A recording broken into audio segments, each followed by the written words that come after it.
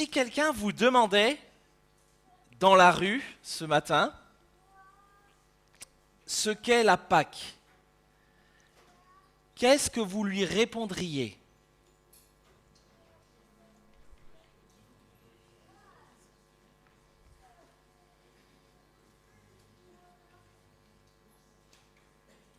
Qu'est-ce que la Pâque ? Qu'est-ce que vous lui... La résurrection de Jésus. Bravo. Ouais, qu'est-ce que vous... Les enfants, vous diriez quoi ? Parce que souvent à Pâques, qu'est-ce qu'on fait ? Enfin, surtout quand on va dans les supermarchés, qu'est-ce qu'on voit ? Le chocolat. 94% des Français associent Pâques au chocolat. Il est mignon le lapin. Et pourtant Pâques, je me rappelle plus de ton prénom, tu peux me le rappeler ? Gina ? China. Merci pour ta réponse parce qu'effectivement, Pâques, c'est plus que des chocolats. Enfin, c'est complètement différent que des chocolats. Et l'image qui retranscrirait le mieux ce qu'est la Pâque, ce serait plutôt celle-là. Et on va essayer de parcourir un peu ensemble pourquoi cette image-là.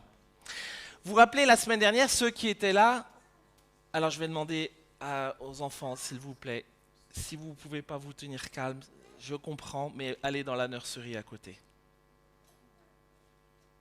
Voilà. On a parlé avec Thierry la semaine dernière d'Abraham et Isaac. Dans Genèse 22. C'est Abraham et Isaac, c'est une histoire un peu incroyable qui va en fait préfigurer ce qui va se réaliser 1500 ans plus tard. Une histoire finalement qui nous oriente, et on l'a vu avec Thierry, vers celui qui est devenu notre substitut, une histoire qui nous oriente vers Christ. Mais l'histoire après Abraham, elle continue. Et on a comme un fil rouge jusqu'à l'œuvre de Christ. Et ce fil rouge nous aide à encore mieux comprendre la Pâque et sa signification pour nous aujourd'hui. Après Abraham et Isaac, il y a eu qui ?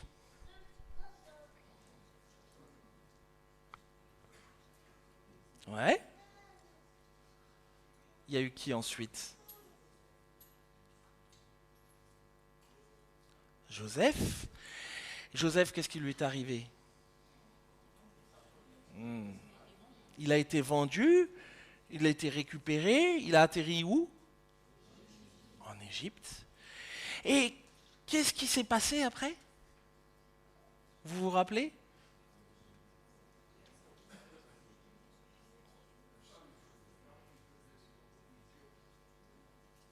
J'entends pas ce que vous dites.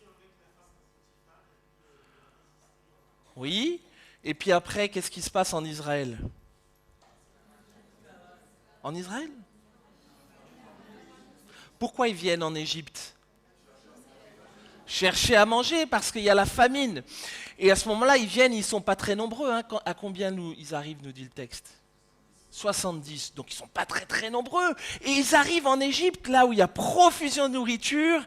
Joseph et sa famille s'y installent.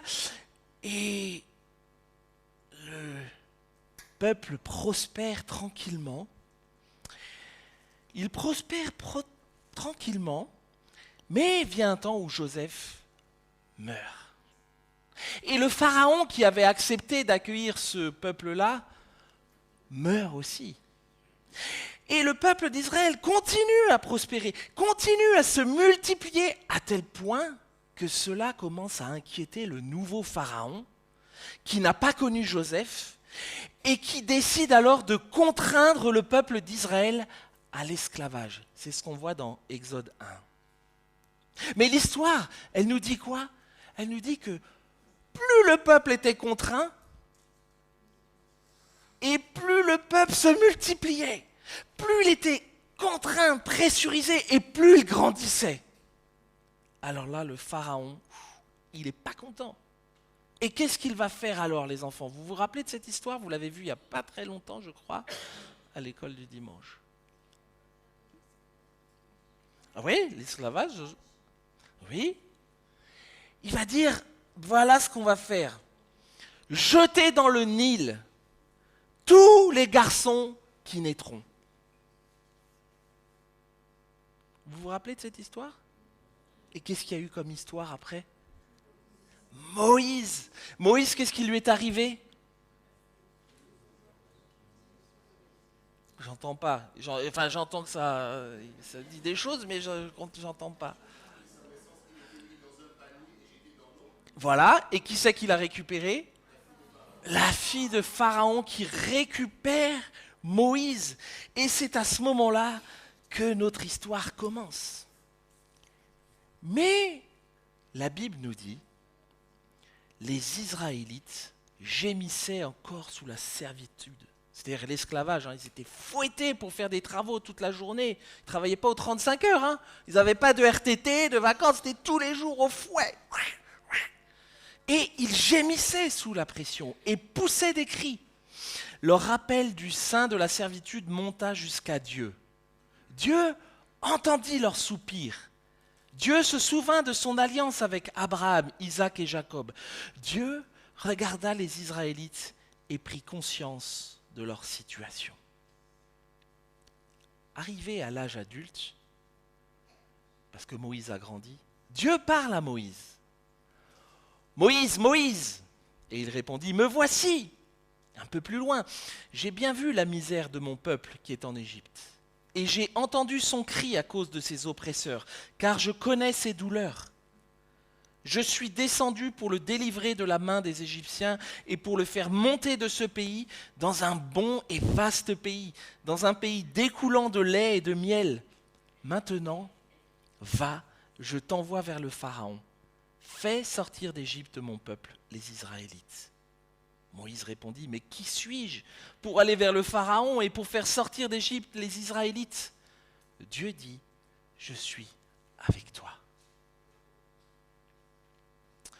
S'ensuivra alors l'histoire des 10 plaies d'Égypte. 10 plaies que Dieu utilise pour contraindre le cœur du Pharaon à libérer le peuple d'Israël. Et c'est seulement à la 10e plaie que l'on va mieux comprendre encore le sens de la Pâque. Les enfants, vous l'avez vu il n'y a pas longtemps avec Denis, je crois, à Lumikids. La 10e plaie, c'est quoi? Je sais au moins qu'il y en a un dans la salle qui le sait, puisqu'il me l'a dit cette semaine. Simon, c'est quoi la 10e plaie?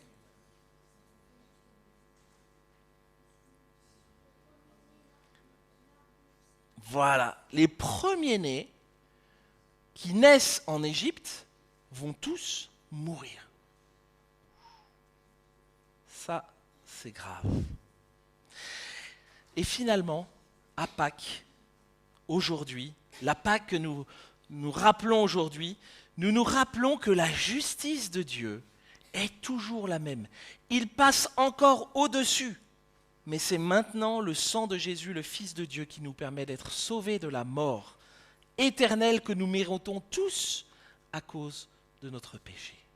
Alors on va lire des parties de ce texte d'Exode 12 pour bien comprendre ce qui s'est passé lors de cette 10e plaie. Alors vous pouvez ouvrir vos Bibles et prendre avec moi dans Exode 12, on va commencer par les versets 1 à 7. Et les enfants, vous pouvez suivre avec vos parents, comme ça vous permettra de voir où on en est. L'Éternel dit à Moïse et à Aaron dans le pays d'Égypte, « Ce mois-ci sera pour vous le premier des mois. Il sera pour vous le premier des mois de l'année. » Là, je ne sais pas si vous vous rendez compte, mais le Seigneur est déjà en train de complètement revoir le calendrier. C'est lui qui impose le rythme. Maintenant, ça, ce sera le premier mois de votre année. R à Z sur tout ce qui se faisait. Parlez à toute la communauté d'Israël et dites, le 10 de ce mois, on prendra un agneau pour chaque famille, un agneau par maison. Et si la famille est trop peu nombreuse pour un agneau, on le prendra avec son voisin le plus proche de la maison, selon le nombre des personnes. Vous répartirez cet agneau d'après ce que chacun peut manger. Ce sera un agneau sans défaut, mâle, âgé d'1 an. Vous pourrez prendre un agneau ou un chevreau, vous l'aurez en garde jusqu'au 14e jour de ce mois. Et toute l'assemblée de la communauté d'Israël l'immolera, c'est-à-dire le tuera, l'immolera entre les 2 soirs. On prendra de son sang et l'on en mettra sur les 2 poteaux et le linteau de la porte des maisons où on le mangera. Et puis un peu plus loin, au verset 11, voici comment vous le mangerez. Une ceinture à vos reins, vos sandales aux pieds et votre bâton à la main, et vous le mangerez à la hâte. C'est la Pâque de l'Éternel. Cette nuit-là, je parcourrai le pays d'Égypte et je frapperai tous les premiers-nés du pays d'Égypte, depuis les hommes jusqu'au bétail, et j'exercerai des jugements contre tous les dieux de l'Égypte. Je suis l'Éternel. Le sang vous servira de signe sur les maisons où vous serez. Je verrai le sang, je passerai au-dessus de vous, et il n'y aura pas sur vous de fléau destructeur quand je frapperai le pays d'Égypte. Verset 21. Moïse appela tous les anciens d'Israël et leur dit « Allez prendre du petit bétail pour vos familles et immolez la Pâque. Vous prendrez ensuite un bouquet d'hysope, vous le tremperez dans le sang qui sera dans le bassin et vous toucherez le linteau et les 2 poteaux de la porte avec le sang qui sera dans le bassin. Nul de vous ne sortira de sa maison jusqu'au matin. Quand l'Éternel traversera l'Égypte pour frapper et qu'il verra le sang sur le linteau et sur les 2 poteaux, l'Éternel passera par-dessus la porte et ne laissera pas le destructeur entrer dans vos maisons pour vous frapper. » Verset 28. Et les Israélites s'en allèrent. Ils firent exactement ce que l'Éternel avait ordonné à Moïse et à Aaron. Verset 29. Au milieu de la nuit, l'Éternel frappa tout premier-né dans le pays d'Égypte, depuis le premier-né du Pharaon assis sur son trône, jusqu'au premier-né du captif dans sa prison, et jusqu'à tout premier-né du bétail. Le Pharaon se leva de nuit, lui, tous ses serviteurs et tous les Égyptiens, et il y eut de grands cris en Égypte, car il n'y avait point de maison où il n'y eut un mort. Dans la nuit même, le Pharaon appela Moïse et Aaron et leur dit « Levez-vous, sortez du milieu de mon peuple, vous et les Israélites aussi. Allez, servez l'Éternel comme vous l'avez dit. Prenez aussi votre petit et votre gros bétail comme vous l'avez dit. Allez et bénissez-moi aussi. » Les Égyptiens pressaient le peuple, ils avaient hâte de le laisser partir du pays car ils disaient « Nous périssons tous !» Le peuple emporta sa pâte avant qu'elle soit levée. Leurs pétrins étaient enveloppés dans leurs vêtements sur leurs épaules. Les Israélites firent ce que Moïse avait dit. Ils demandèrent aux Égyptiens des objets d'argent, des objets d'or et des vêtements. L'Éternel fit en sorte que le peuple obtienne la faveur des Égyptiens qui se rendirent à leur demande, et ils enlevèrent cela aux Égyptiens. On va voir 3 choses dans ce texte qui nous préfigurent et qui nous orientent vers la Pâque que nous nous rappelons aujourd'hui et qui a trouvé son aboutissement en Christ il y a 2000 ans. D'abord, on passe du sang de l'agneau au sang de Jésus. Dans la première partie du chapitre 12 que nous avons lu, Dieu donne des instructions précises à Moïse et à Aaron sur la manière de se préparer à cette 10e plaie. Que chaque maison ou chaque famille se procure un agneau. Vous prendrez un agneau sans défaut, un mâle âgé d'1 an, et toute l'assemblée du peuple l'immolera à la nuit tombante. Vous prendrez ensuite du sang, une fois que l'agneau est tué, vous prendrez du sang et vous le mettrez sur les 2 poteaux et sur le linteau de la porte des maisons où il sera mangé. Puis cette même nuit, vous retirez la viande et vous la mangerez. Vous n'en laisserez rien. Et s'il y a des restes, ils devront être brûlés. Cette nuit-là, nous dit le texte, l'Éternel parcourra l'Égypte et frappera tous les premiers-nés d'Égypte, depuis les hommes jusqu'au bétail. Mais le sang sera pour vous un signe sur les maisons où vous serez. Je verrai le sang, je passerai par-dessus vous. Ainsi le fléau destructeur ne vous atteindra pas lorsque je frapperai l'Égypte.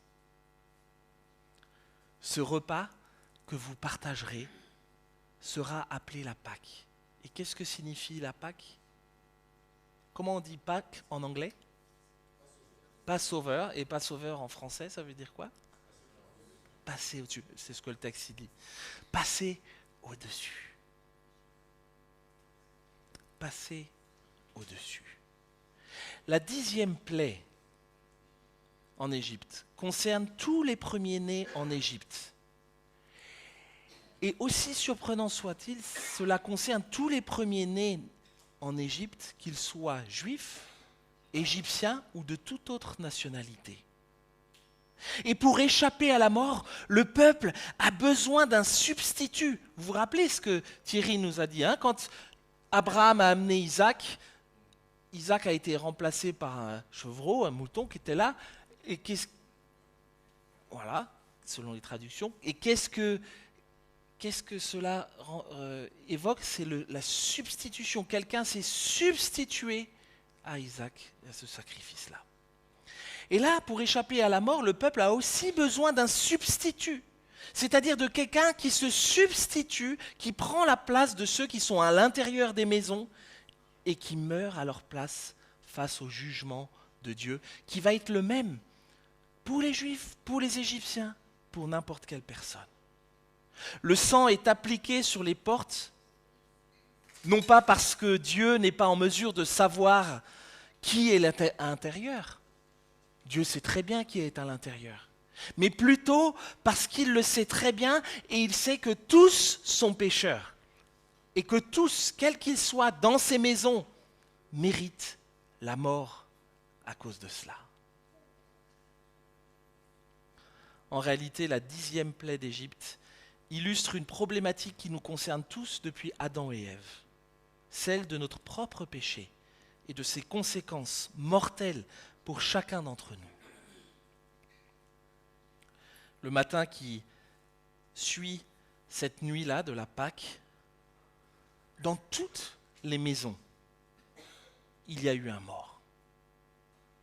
Aucune maison n'a été épargnée, sans exception. Soit un enfant est mort, soit un agneau est mort. Le sang est le symbole qu'un sacrifice a été fait. Le sang de l'agneau s'est substitué au sang d'un enfant. Le sang de l'agneau, un symbole qui pointe vers une réalité plus grande encore, celle d'une rédemption planétaire qui devait intervenir pour nous sauver de la conséquence du péché mortel dans nos vies. Comment un agneau pourrait racheter le péché de toute une nation, de tout un peuple? 1000 ans après, et ça c'est la Bible qui nous l'apprend, et c'est un privilège de pouvoir bénéficier de toute cette histoire-là. 1000 ans après cette Pâque, c'est Jean-Baptiste. Vous savez qui c'est Jean-Baptiste? Ouais? C'est qui? Ouais? Et qu'est-ce qu'il mangeait ce Jean-Baptiste, les enfants, vous vous rappelez? Des sauterelles et du miel. Vous avez déjà mangé des sauterelles? Jean-Baptiste, il l'a fait. Jean-Baptiste, il préparait et il annonçait aussi la venue de ce Messie, de ce Sauveur de Jésus-Christ. Et 1000 ans après cette Pâque, c'est Jean-Baptiste qui nous révèle celui par qui cette rédemption planétaire allait avoir lieu. Alors que Jésus arrive vers lui pour être baptisé, voilà ce que dit Jean-Baptiste. Voici l'agneau de Dieu qui ôte le péché du monde. Vous vous rendez compte? 1000 ans après, on parle encore d'un agneau là? Et Jean-Baptiste qui annonce, voici l'agneau de Dieu qui ôte le péché du monde. 1000 ans après cette Pâque, la justice de Dieu est toujours la même. Il passe encore au-dessus. Mais c'est maintenant le sang de Jésus, le Fils de Dieu, qui nous permet d'être sauvés de la mort éternelle que nous méritons tous à cause de notre péché. Du sang de l'agneau au sang de Christ. Elle est triste cette histoire parce que au petit matin, ça n'est pas le cri du coq qui va réveiller les habitants, mais le cri des familles endeuillées qui pleurent leur mort. Il y eut dans toute l'Égypte, nous dit le texte, il y eut de grands cris. Cette 10e plaie eut raison pour un temps en tout cas, parce que la suite du texte nous apprend que ça n'a pas duré très longtemps. Mais cette 10e plaie a eu raison de la dureté du cœur de Pharaon. Le Pharaon appela Moïse et Aaron et leur dit « Levez-vous, sortez du milieu de mon peuple, vous et les Israélites. Allez, servez l'Éternel comme vous l'avez dit. Prenez tout ce que vous voulez, mais en tout cas partez. Et bénissez-moi aussi. » Et les habitants disaient la même chose. « Partez, prenez toutes nos richesses, mais partez, pitié, partez. » Et le peuple part. Après 400 ans que le peuple se trouve en Égypte, 400 ans d'esclavage intense qui est monté crescendo, le peuple d'Israël est enfin libéré. Mais quand on y regarde de plus près, sa libération n'est pas aussi complète que celle que l'on présente parfois en racontant cette histoire. Souvent, dans cette histoire, on a l'impression que le peuple est libéré, qu'il se retrouve là comme « c'est super, on est libre, on vole comme dans l'air, voilà, libéré de toute contrainte, etc. » Le peuple d'Israël est libéré de l'esclavage en Égypte, oui, ça c'est clair. Mais le peuple n'est pas libéré de l'esclavage du péché. Le peuple est libéré de la mort durant cette nuit de la Pâque, mais le peuple n'est pas libéré de la mort éternelle. Le problème du péché et de la mort est beaucoup plus profond et nécessite bien plus qu'un agneau. Pour comprendre ce problème, il faut revenir au commencement, à la Genèse, là où tout a commencé. Et à la Genèse, Dieu créa l'homme et la femme, le ciel et tout ce qui s'y trouve. La beauté de la création, la beauté des paysages, la multitude d'animaux, des couchers de soleil majestueux, la paix, une harmonie parfaite entre l'homme et la femme. Toute la création est avant la chute, sans péché, sans corruption. Et ça devait être génial. L'homme et la femme pouvaient se nourrir de toutes les bonnes choses qui se trouvaient dans le jardin. De tout sauf de quoi? De quoi? J'ai pas bien entendu. Oui, de fruits de quel arbre? Parce qu'il y avait d'autres fruits, hein? Oui. Sauf d'un arbre, connaissance du bien, hein? Et Dieu a dit à l'homme, voilà, vous mangez tout ce que vous voulez, sauf de ce fruit-là. C'est là que le fameux serpent intervient et qu'il vient tenter l'homme et la femme et l'homme. L'homme qui était à côté d'elle, souvent on dit ouais, c'est la faute de la femme, etc. Relisez bien le texte. L'homme, il est à côté et qu'est-ce qu'il fait? Il dit rien. Et ça, c'est souvent notre problème, en tout cas nous les hommes. On dit rien. L'homme et la femme n'ont pas su dire non et mangent du fruit défendu. L'homme et la femme désobéissent à Dieu. Et finalement, leur refus de se soumettre à Dieu l'a emporté. Et c'est ce qu'on appelle la chute. Et avec la chute, il y a eu des conséquences dramatiques pour l'homme. Une relation rompue, cassée, brisée avec Dieu, son Créateur. Et le fait que cette relation soit cassée, brisée, rompue, a eu des conséquences pour nos vies. Et ces conséquences-là, on les vit encore tous, nous, aujourd'hui. Péché, ouais. Qu'est-ce qu'il y a eu comme conséquence? Vous vous rappelez? La mort, ça c'est l'ultime, mais qu'on vit aujourd'hui encore. Ça va le travail tous les jours? Vous transpirez pas trop? Non? Des difficultés dans le travail. Des fois, ça ne se passe pas toujours bien. Hein. En Ukraine, ça va? Partir en Ukraine pour les prochaines vacances d'été? Non, pourquoi? Parce qu'il y a une guerre. Ben oui, il y a une guerre. Les vols, les meurtres, les disputes, les maladies, la mort, c'est tout ce que la Bible appelle le péché et qui finalement est la conséquence de notre séparation d'avec Dieu. Mais bien aimé, la Pâque est un symbole, mais Jésus-Christ, lui, est une réalité. La Pâque est un symbole, mais Jésus-Christ, lui, est une réalité. Jésus est l'accomplissement de la promesse représentée par la Pâque au temps de Moïse. Jésus est l'agneau qui meurt il y a 2000 ans à notre place. La vie qu'il nous offre n'est pas temporaire. La vie que Jésus nous offre, elle est éternelle. Comme je disais tout à l'heure, on présente souvent l'Exode comme la grande histoire de la libération du peuple d'Israël qui passe de l'esclavage à la liberté. Mais la réalité, comme le souligne un auteur, Tim Chester, est que l'Exode ne mène pas à la liberté. Bien au contraire. L'Exode ne nous mène pas à la liberté comme on pourrait le croire, bien au contraire. Voilà comment expliquer ça. Dès le départ dans l'Exode, les intentions de Dieu sont claires. Dieu dit au Pharaon par l'intermédiaire de Moïse, « Je t'ordonne de laisser partir mon peuple. » Pourquoi? Pour qu'il soit libre de faire ce qu'il veut? Non? Pourquoi? Oui, alors c'est une manière de le paraphraser, mais le texte dit « pour qu'il me serve ». Libère le peuple. Non pas pour qu'il soit libre, parce que c'est dur d'être esclave en Égypte, mais libère-le pour qu'il me serve.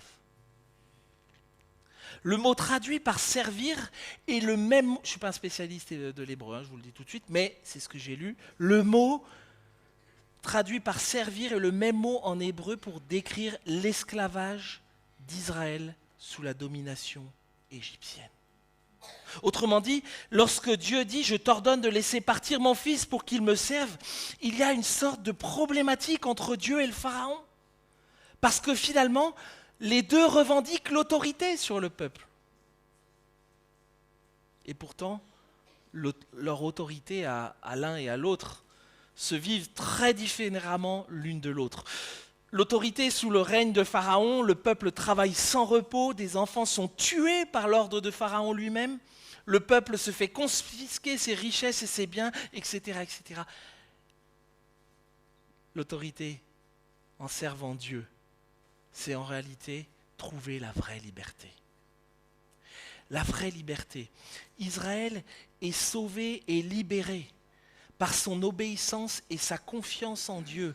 Mais sa libération n'est pas un chèque en blanc. Elle est en réalité un changement de propriétaire. De l'esclavage qui mène à la mort, à l'esclavage qui mène à la vie. Mais bien aimés, par la mort et la résurrection de Jésus, nous sommes libérés de l'esclavage du péché. Ça, c'est une certitude. Mais nous changeons également de propriétaire, de maître. Nous devenons tous serviteurs de Dieu, au service de Dieu, au service de notre Créateur, prêts à remplir ensemble la mission qu'il nous confie. C'est pour cela d'ailleurs que nous reconnaissons Jésus comme notre Sauveur, mais aussi comme notre Seigneur. Quelque temps après sa libération, le peuple traverse la mer Rouge. Incroyable. Une mer qui s'ouvre en deux comme ça. Enfin, j'imagine le stress pour le peuple qui est là. La mer qui s'ouvre derrière. Qu'est-ce qui se passe derrière? Exactement. C'est quoi ton prénom? Clara. C'est exactement ça, Clara. Derrière, tu as l'armée du Pharaon, et ce n'est pas la petite armée avec des bouts de bois, etc. C'est avec des chars, des lances, des épées qui arrivent à fond. Parce que Pharaon, finalement, il s'est dit, ah non, je les ai laissés partir, mais je regrette, je vais aller les... Et devant la mer qui est là, et qu'est-ce qui se passe? la mer qui s'ouvre en deux. Oui, mais avant le peuple traverse à sec, nous dit le texte. Et ensuite, la mer qui se referme sur Pharaon et sur toute son armée qui est là. Exactement. Le peuple se retrouve dans le désert et aussi surprenant que cela peut nous paraître, il oublie Dieu. Il oublie Dieu et tout ce que Dieu a déjà fait pour eux. Et qu'est-ce qu'il fait? Il râle. On doit être très proche du peuple juif, à nous les Français. Il râle. Le peuple râle, mais il va aller plus loin. Il va aller jusqu'à murmurer contre Dieu. Murmurer contre Dieu. Pourquoi tu nous as fait sortir de là? On était bien mieux. Le peuple a complètement oublié ce que Dieu a fait.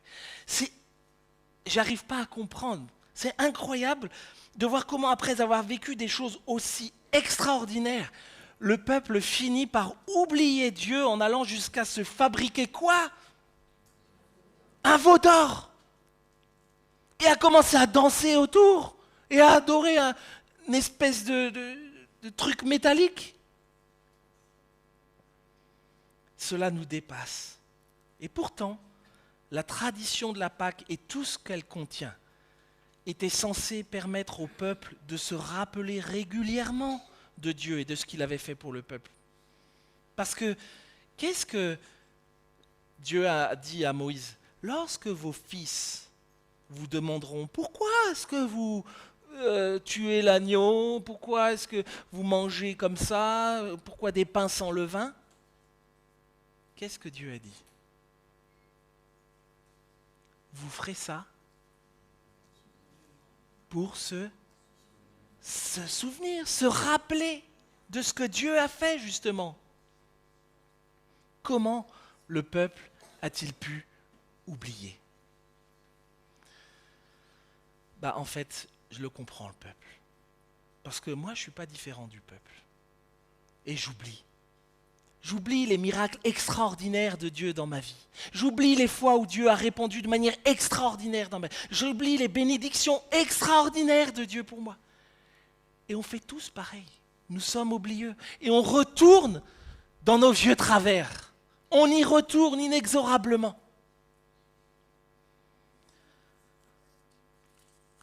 Nous sommes parfois comme le peuple d'Israël, amnésiques de la grâce de Dieu.